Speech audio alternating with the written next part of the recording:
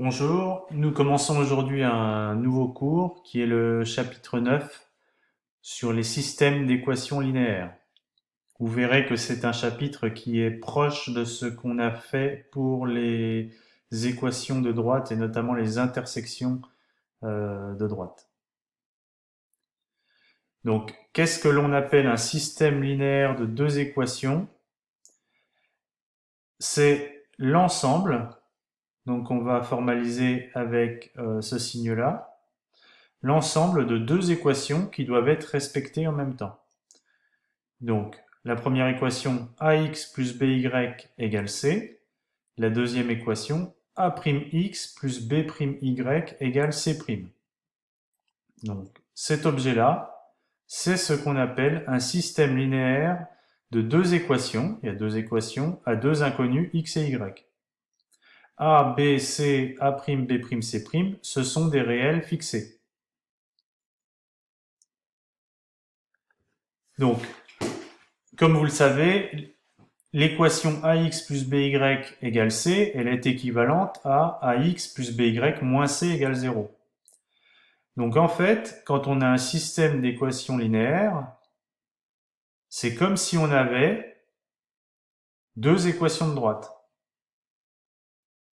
Et en fait, quand on cherche la solution de ce système, c'est le couple xy qui respecte à la fois la première équation et la deuxième équation. C'est comme si on cherchait l'intersection de deux droites. Alors je reviens. Résoudre un système linéaire de deux équations à deux inconnus x et y, c'est trouver l'ensemble de tous les couples x, y qui vérifient les deux équations. Donc en fait, le système linéaire, ici, a autant de solutions qu'il existe de points d'intersection entre les droites ax plus by moins c égale 0 et la droite d'équation a'x plus b'y moins c' égale 0. Une solution d'un système linéaire, ça ressemble aux coordonnées d'une intersection entre deux droites. Alors un système linéaire admet combien de solutions? Eh bien, il admet une unique solution dans le cas où les droites sont séquentes. Il admet zéro solution si on est dans le cas de droites qui sont parallèles et non confondues. Et puis il admet une infinité de solutions si les droites sont confondues. En gros, si les deux équations définissent la même droite. À ce moment-là, on a tous les points de la droite qui sont solutions du système. On va voir des exemples. Donc le premier exemple, c'est, par exemple, on a le système 2x plus y égale 4, x plus 2y égale 5. Alors ce système admet une unique solution qui est le couple x égale 1, y égale 2. On va placer x en premier, y en deuxième. Donc on voit que si je remplace x et y par 1, 2, donc ça fait 2 fois 1 plus 2, ça fait bien 4. Et ici, 1 plus 2 fois 2, ça fait bien 5. Eh bien ça, c'est une unique solution. C'est aussi les coordonnées de l'intersection entre la droite d'équation 2x plus y moins 4 égale 0 et x plus 2y moins 5 égale 0. Ce système-là, x plus y égale 2 et 2x plus 2y égale 4, lui, il admet une infinité de solutions. Parce qu'en fait, x plus y égale 2, ça définit par exemple la droite d'équation x plus y moins 2 égale 0. Et 2x plus 2y égale 4, ça définit la droite d'équation 2x plus 2y moins 4 égale 0. Mais si je divise l'ensemble par 2, j'obtiens x plus y moins 2 égale 0.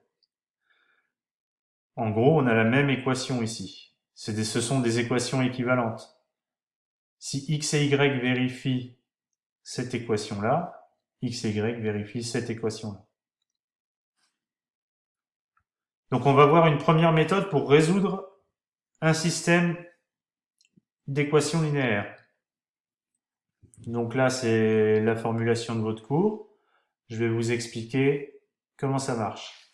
Donc, on veut résoudre ce système-là. Ce qu'on va faire, c'est qu'on va choisir d'exprimer soit x, soit y. On choisit, ici on a choisi y. Donc dans la première ligne, on va dire y égale quelque chose en fonction de x. Donc ici, je mets moins 2x, donc ça fait y égale 4 moins 2x. Donc la première ligne est équivalente à y égale 4 moins 2x. On ne touche pas à la deuxième. D'accord? Donc, une fois que j'ai fait ça, j'ai un système équivalent. Donc on met équivalent au système y égale 4 moins 2x, x plus 2y égale 5. Et une fois que j'ai ça, je vais pouvoir remplacer y dans la deuxième équation par ce que j'ai trouvé en fonction de x.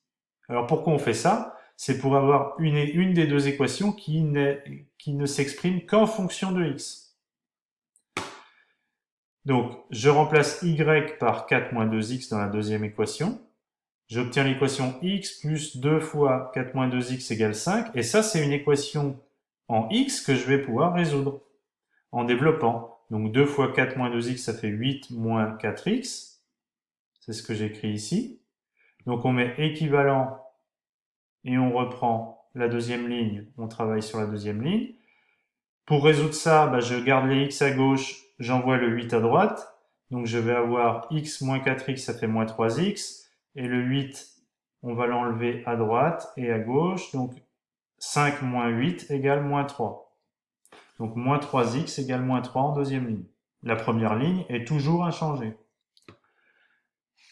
Quand j'en suis là, je veux dire ce que vaut x. X, je divise à gauche et à droite par moins 3. X égale moins 3 sur moins 3. Ça fait x égale 1. Une fois qu'en deuxième ligne, j'ai trouvé ce que valait x, le x, je le réinjecte en première ligne pour trouver ce que vaut y. Donc 4 moins 2 fois 1, ça fait 2. Donc y égale 2. Et j'obtiens bien le couple 1-2 dont je parlais tout à l'heure. Donc ça, c'est la méthode par substitution.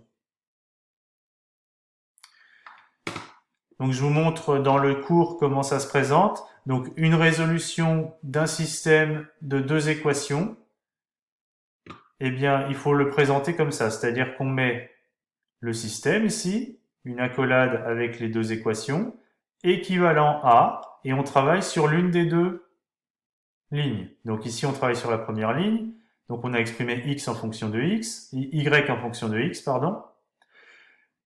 Équivalent, donc ici j'ai travaillé sur la deuxième ligne, c'est-à-dire que j'ai remplacé y dans la deuxième ligne par ce que ça vaut en fonction de x, c'est-à-dire 4 moins 2x. Équivalent à, je garde la première ligne, toujours la même, et je travaille sur la deuxième, c'est-à-dire que ici j'ai développé 2 fois 4 moins 2x. Équivalent à, moins 3x égale moins 3. Équivalent à, x égale 1. Et puis après, je réinjecte ce que j'ai trouvé comme x dans la première ligne pour trouver le y. D'accord? Donc l'écriture, c'est comme ça. Quand on arrive ici, on a résolu le système, on a trouvé une solution. Y égale 2, x égale 1. Donc le couple solution, c'est 1, 2. X égale 1, y égale 2. Alors à la suite de ce cours, ce que je vous demande de faire, c'est deux petits exercices. Vous essayez de résoudre le système suivant, ici, en utilisant la méthode par substitution. C'est-à-dire que ce que je vous propose, c'est d'écrire équivalent. Vous écrivez dans la première ligne y en fonction de x. Après, vous refaites un équivalent, vous injectez ce que vous avez trouvé comme expression en fonction de x, vous l'injectez ici, à la place du y. Vous avez une ligne où il n'y a que des x. Vous faites des équivalences, vous trouvez ce que vaut x. Et une fois que vous avez trouvé ce que vaut x, vous réinjectez la valeur de x dans la première ligne pour trouver ce que vaut y. Le deuxième exercice est un exercice plus pratique où on essaie de trouver le prix d'une baguette et d'un croissant à partir de deux expériences. Je vous laisse lire l'exercice et le faire. Donc je vous donnerai la réponse mercredi.